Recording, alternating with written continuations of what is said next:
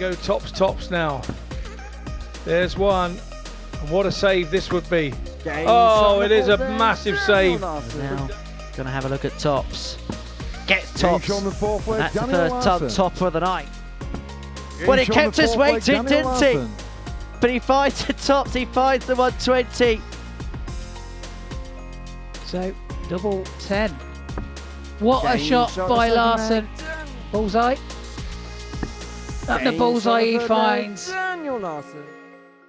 I'm a team player, and when we won the Europe Cup teams, Andreas, he hit the deciding double against Holland. That's maybe my best memory yet. I like to have the Swedish shirts on me, and it's like makes me grow.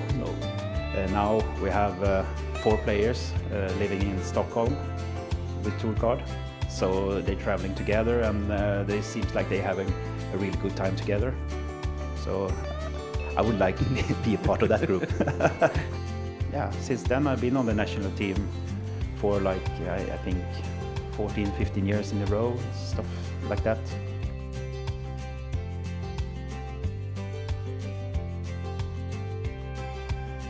Hello, welcome along to the Tungsten Talk here at the MODUS Super Series, where we delve into the lives and careers of players that play here at the Live Lounge in Port. So today we're having a look and a chat to Daniel Larsson, the Swedish star. Daniel, great to have you here in the studio today. A couple of times we've seen you here at the Super Series. In terms of the stage, the setup and everything like that, how much have you enjoyed your appearances down here in Portsmouth?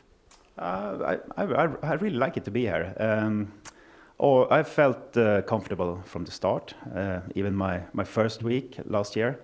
And I think it's very professional here, and you make it good for the players. So I really enjoy it, yeah. And we've seen some fantastic darts from yourself here. Obviously, the first time you played, you got through to the weekly final, lost out to Tom Sykes. What was your memories of the first time that you played down here? I didn't have any expectations then. I really don't have any expectations from this week as well. But I think as I can relax here and just play my game, and it looks to work for me here. Let's get to know you then a little bit better as a person, as a player. And I just want to go back to the beginning. Kind of where did darts begin for yourself? When did you first pick up a set? When did you first kind of get involved with the sport? When I was around 9 years old, in 1990. It actually was, I come from a very little village, 300 people live there, not really much to do, skiing in the winter, and yeah, if you're going to play football you have to travel 30 kilometers, so it's really in the middle of nowhere.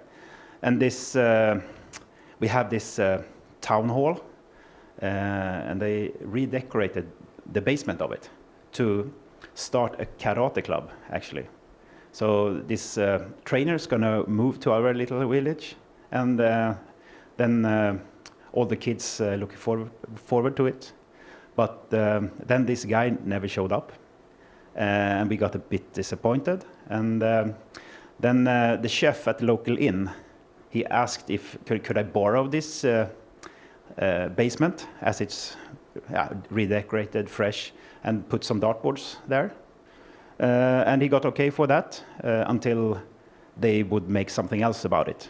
So it started with 3 boards, I think. But after 2 months, we had 10, 11 maybe. And everyone was there, from 9 years old up to 30.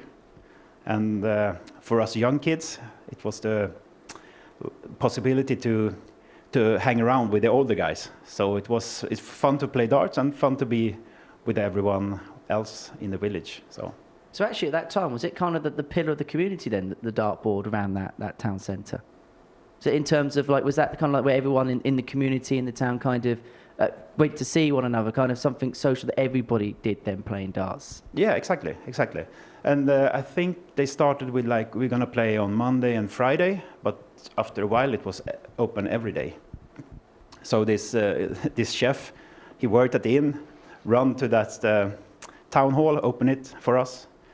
And we directly after school, we were standing there, hey, open. Was at that point darts in Sweden, obviously it's as big now as it ever has been anywhere in the world, but how big a sport was darts in Sweden at that present moment in time? Ooh, I don't really remember. I think darts was, we have most players during end of 80s, beginning of 90s, I think. Then it gone a bit down. Now it looks like it's on the way up.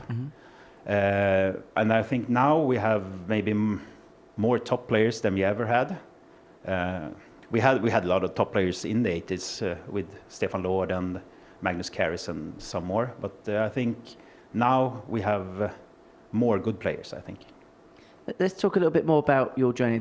So where does it go from playing in a town hall to then thinking, actually, I want to take this sport a little bit more serious. I'm going to go out and play in tournaments, play in competitions, and try and qualify for things?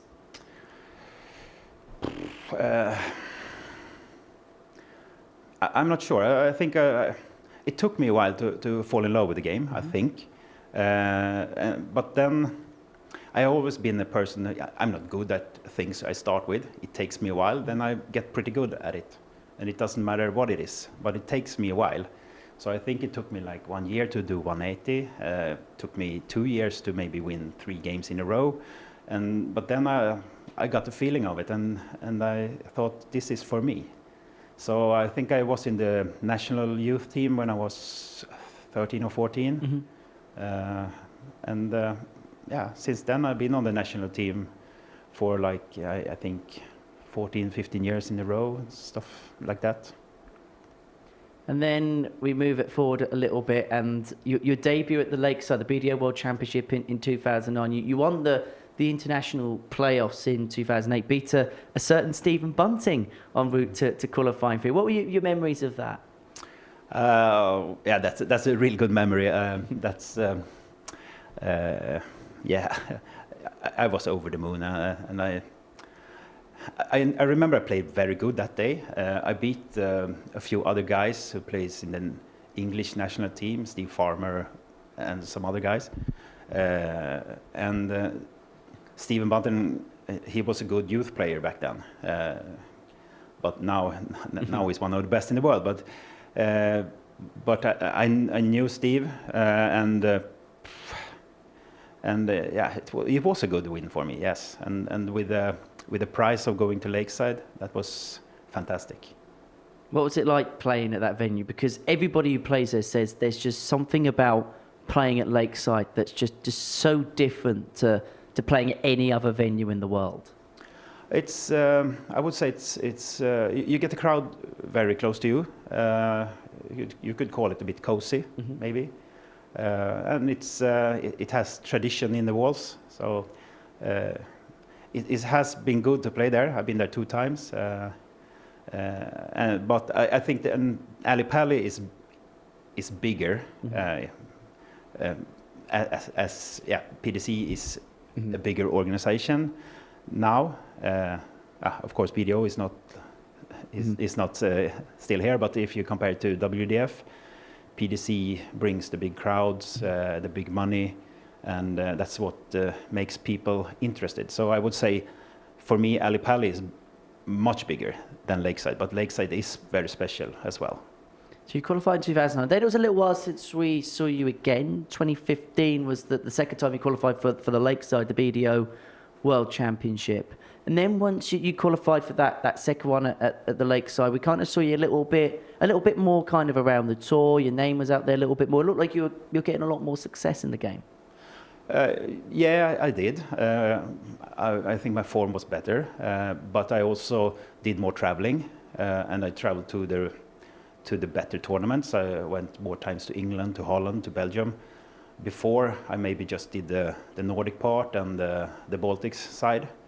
And you don't get any points really there, small points. So you don't get high on the rankings. You need to go to England, you need to go to Belgium. So, how difficult was that? Because I can imagine weighing that up with everything else that goes on in life, travelling around Europe to try and get points to play at a World Championship and mixing everything together. I can imagine that was very difficult. It takes much time to travel from Sweden compared to other countries. And back then I didn't have a family. I had a girlfriend, but it was easy in that kind of way to travel. Today is harder when I have 2 kids. I also have a company. So now it's harder to find time. So I wouldn't say it wasn't hard to be able to travel, but it was still hard, yes, because of you might need an extra day, or you might go to like Copenhagen. It takes more hours, and you need to take time off work, and it would be easier to live over here, I think. And I can imagine, particularly when you had the tour card, I know it didn't help the fact that the COVID was a factor as well. I can imagine during that particular period in time, the travel from Sweden to England, I can imagine that was, and sometimes Germany for events, I can imagine that was very, very difficult to do. Difficult enough in normal circumstances, probably even tougher during COVID times, would that be fair? Yeah, especially when you're Swedish, because during COVID no one liked us. We need to do extra tests just to get on the plane. We need an extra test when we are landing, and the COVID time was tough, yes. And it started my first year with tour card, and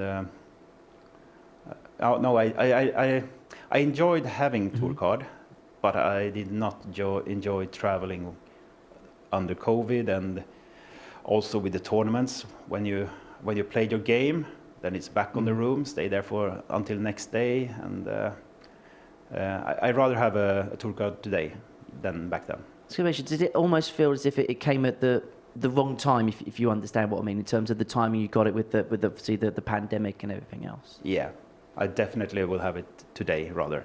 And also, I was traveling. I was the only one from my region. Marco Kantel as well, but we cannot travel together. But now we have 4 players living in Stockholm with tour card, so they're traveling together, and they seems like they're having a really good time together. So I would like to be a part of that group.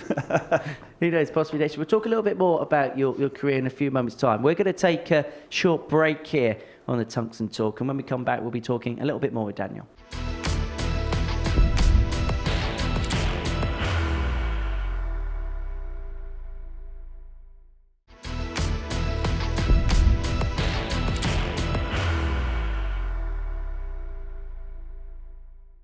Welcome back to the second part of the Tungsten Talk. We have Daniel Larsson in the studio with us once again today to talk about his career.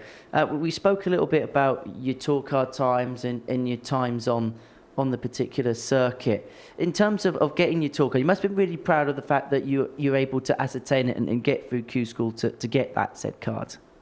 Yeah, and I knew on the last day I was on the spot, one of the last spots on points, and I could see after a couple of rounds that they have this update, and I felt I just need to win maybe one more game, then I'm safe. And after that I won 2 games, and then I lost the game, and the PDC told me I had a flight to catch, but the PDC told me you need to stay, it might be a shootout. I was like, oh no. I can see no one can get past me, and I really need to get this flight. So I took a chance, but I was safe. But that was also a very good feeling. Yeah. And then early on, actually, some of the early results, we're talking about kind of the COVID time, but pre-COVID time, when the first few times you played on that Pro Tour circuit, you did get some good results, got through to a last 16. So there was evidence during that time on tour that you could really mix it with the best in the world. Yeah, I had a really good start. I played Johnny Clayton in the first game, won 6-1. So that was a good start, and also I have good belief in my dart, and I have, my confidence is big. So when I'm standing with players like Johnny, I'm not afraid of him. I have respect for his game. He's very good, but I know I can. If I play my top game, I can beat him. How much fun was the UK Open, which was played literally, I think it was the week, wasn't it, before COVID hit? I enjoyed 2020. Yeah, I enjoy that. I played. I think I won 2 games, Mm-hmm. and I lost to Mike de Decker. Yes, last leg decider, wasn't it? It was, but I had a few darts for the game earlier, so it could have. Mm-hmm. I could have won like 6-3, I think. But we both were shooting on like 170s, 167s, and it was a good game, a really good game. Let's talk about some of your World Championship experiences, because we've seen you there a couple of times. In particular, your debut was a very good one against somebody that you've recently renewed acquaintances with in Robert Thornton. Yeah, that was a good game. Yeah, and that's also like we talked about the game against Stephen Bunting. Is a good feeling that I will have with me for probably rest of my darting career, yeah, we played a good game. Is that the biggest high in terms of your career, in terms of the biggest thing that you've done, in terms maybe of a one-off game anyway? I'm a team player, and when we won the Europe Cup teams, Andreas, he hit the deciding double against Holland. That's maybe my best memory yet, and after that it's the Thornton game. And it's interesting you mentioned that dynamic with Sweden. How would you describe darts in Sweden at this present moment in time? Because last time I saw you, we were in Copenhagen for the first Nordic and Baltic Championship, and the field was dominated by Swedish players. Is it fair to say that the sport is in a really good place in that country right now? Yes, it is, but game-wise. But we don't have enough members, I would say. We need more members, but I think that will come, and we need more media time to reach out. At the moment, we are getting a little bit more media, thanks to a group called Dartpodden. They are doing a really good work for darts, and I hope that will give us fruit very soon. But standard is at a good place now. So I suppose the next step is that exposure element, because as you mentioned, that we've seen the likes of Andreas Harrison, Victor Tingström, etc. play really well here in the past. I suppose it's getting more eyes, isn't it, on players from that part of the world, and possibly that attracts more sponsors, and then kind of everything that follows up as an effect of that. I hope so. Now we have the possibilities to get sponsors, as we produce results all over. It doesn't matter if it's on the PDC Tour or the MODUS or the WDF Tour. Swedes do good results almost everywhere at the moment. So if we can put it to the media, the sponsors will get attracted, I think.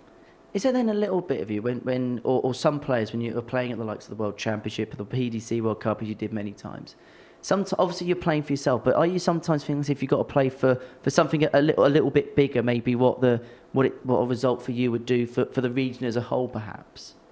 In terms of if you win games, exposure you'd have for the region and the popularity of the sport. Do you sometimes feel as if you've got that little bit of pressure on your shoulders, or are you just playing for yourself? No, I don't think about that, no. So I don't feel pressure about that, no. And in terms of, let's talk about some of your other campaigns then. The World Cup, PDC World Cup particularly, you played there 7 times representing Sweden. You said that you're very much a team player. You love playing in that team environment. So what's it like when you get to play up on that stage in Frankfurt every year? That has been, I haven't won more than one game, but it always has been a good feeling, except when we played against Germany. And then we got the full crowd against us, and that was tough. But I like to have the Swedish shirts on me, and it's makes me grow. So I really love it, and I want to be back there again.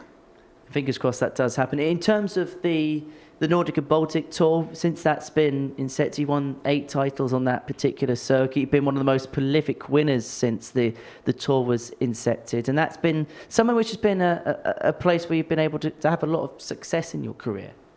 Yeah, definitely. That's also a good tour, I think. We attract the best players in the region. Maybe we get not so many entries as we should have, but we get the quality. And for me, I like to have tough games all the time. The easy games doesn't help my my career, my standard. I want to have tough games. Does it particularly help as well? Because obviously we've kind of spoken it when we've been on commentary and commentating on some of your games. Obviously you're not able to commit to every event because you're a very busy man away from darts. So when you're playing in tournaments, is it about trying to have the best possible games? Because obviously you can't maybe play as much as often as other players because obviously you got other things going on away from darts. Yeah, I need to choose, and that's why I, at the moment, chooses the PDC Nordic Tour. That's why I go to the MODUS. I don't have time for too much more, unfortunately. I want to focus on my family. I was away. I have 2 kids, 6 and 7, and when they were born, I was away a little bit too much, I think. So it was a heavy burden for my girlfriend, and it didn't feel good for me as well to be away so much. So it's like now I want to give back and help her and be with them, the kids. And then I have my company. Takes a lot of time as well. So and we only have 24 hours a day. So very busy man. Yeah. So going forward, would it be fair to say that kind of what we're seeing you do now in terms of playing bits on the Nordic and Baltic Tour, maybe seeing you here once a year, maybe twice a year at a push, is that kind of what we're going to see from you going forward? Is that kind of where darts is going to be as a commitment for yourself? Yeah, for the next couple of years, I guess that's pretty much maximum. But I really love playing darts, so I would like to be able to play more. But it's how it is. Finally, then let's finish on a really high note. What would you say is your favourite memory from being in the sport? It could be something you've achieved. It could be something nice that's happened whilst you played darts. What's your highlight moment involved in the sport? I